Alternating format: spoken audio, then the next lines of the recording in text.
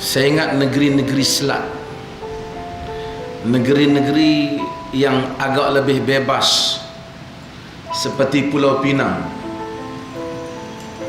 Melaka, dan dahulunya ialah Singapura, sepatutnya menjadi hub pemikiran di tanah Melayu ni ataupun di Malaysia. Ketika gerakan pembaharuan yang membebaskan belenggu orang Melayu daripada blind imitation, daripada mengikut sesuatu tanpa mengetahui, yang membebaskan kaum wanita daripada kungkungan taklid sehingga mereka terpaksa mengikut segala adat resam, termasuklah yang memaksa mereka berkahwin, yang melarang mereka keluar daripada rumah mendapatkan pendidikan.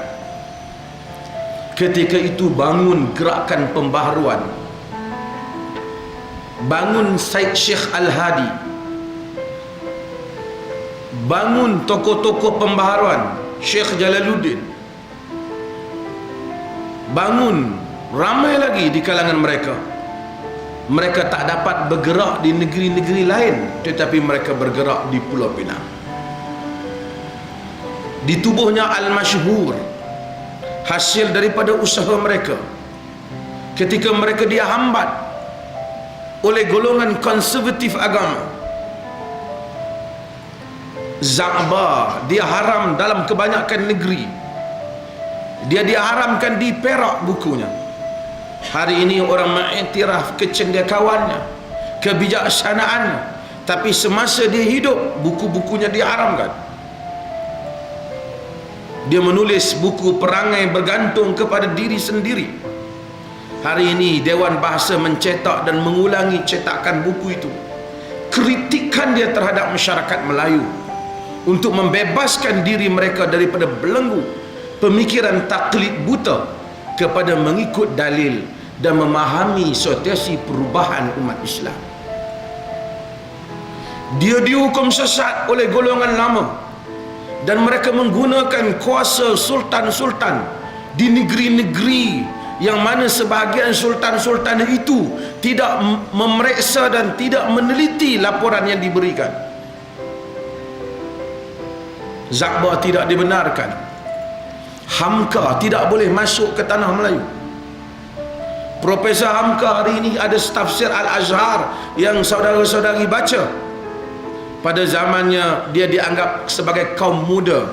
Dia dituduh sebagai Wahabi, mulhid dan sesat. Dia daripada ketika itu, dia daripada Sumatera. Tuan-tuan baca buku yang dicetak, yang Hamka tulis surat, iaitu teguran suci dan jujur kepada Mufti Johor, yang Hamka tulis mengkritik Mufti Johor pada masa itu.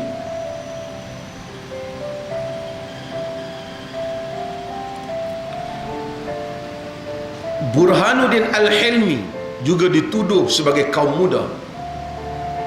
Kebanyakan mereka yang dituduh itu tidak mendapat ruang untuk berdakwah. Mereka datang ke Pulau Pinang ini. Sebab itu Pulau Pinang menjadi pusat pencetakan yang kuat pada zaman itu. Idea-idea pembaharuan, hatta parti-parti politik, pemikiran politik banyak juga diasaskan di Pulau Pinang disebabkan kebebasan negeri ini daripada kongkongan kuasa istana yang dipergunakan oleh setengah pihak pada zaman itu bagi menghalang golongan pembaharuan Melayu Islam bangkit atau golongan pembaharuan Islam di tanah Melayu ini bangkit. Sebahagian mereka bukan pure Melayu. Mereka keturunan daripada Yaman. Ada keturunan Said. Mereka menggerakkan pembaharuan. Alhamdulillah, jika tuan-tuan bandingkan di negeri-negeri lain, negeri Pulau Pinang sampai hari ini adalah merupakan negeri yang kuat di sudut kuliah pengajarannya.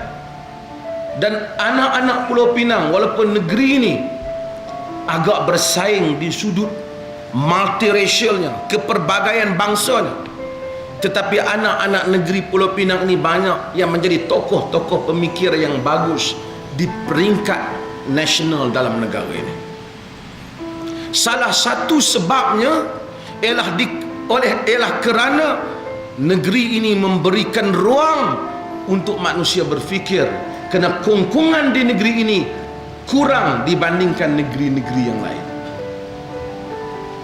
Tiba-tiba ada seorang dua pegawai agama yang bertukar daripada negeri lain masuk ke dalam negeri ini.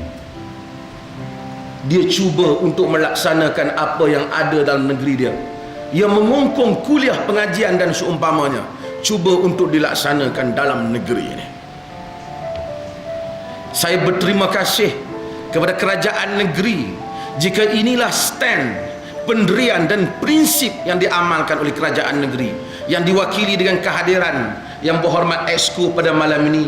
Ini adalah merupakan kerajaan negeri yang terhormat dan baik, yang menunjukkan contoh yang melayakkan. Dia memimpin negeri yang memberi ruang sejak sekian lama kepada pemikiran rakyat yang secara terbuka dan lebih bijaksana. Tetapi kerajaan negeri mesti ingat unsur-unsur yang seperti ini, pegawai-pegawai agama yang seperti ini, yang datang mengugut qaryah, mengugut pengurusi qaryah, tidak wajar untuk terus kekal dalam environment negeri Pulau Pinang. Saya bercakap kepada wakil penasihat ketua menteri yang cara kebetulan baru ini datang menziarahi saya di rumah beberapa hari yang lepas. Saya kata Pulau Pinang mesti menjadi hak pemikiran. Mana perbahasan pemikiran yang tak boleh dibahaskan di negeri lain, mari bahas di Pulau Pinang. Ini niche area yang ada, yang boleh dibuat di negeri ini. Negeri Tening ini telah membangunkan para tokoh-tokoh gerakan pembaharuan, dan negeri ini mesti terus membangunkan tokoh-tokoh gerakan pembaharuan yang lepas, sekarang dan akan datang. Mudah-mudahan kerajaan negeri mendukung prinsip ini, mendukung cita-cita ini. Jika dia mendukung cita-cita ini, kita mendukung hasrat dia untuk memimpin negeri secara adil dan bijaksana.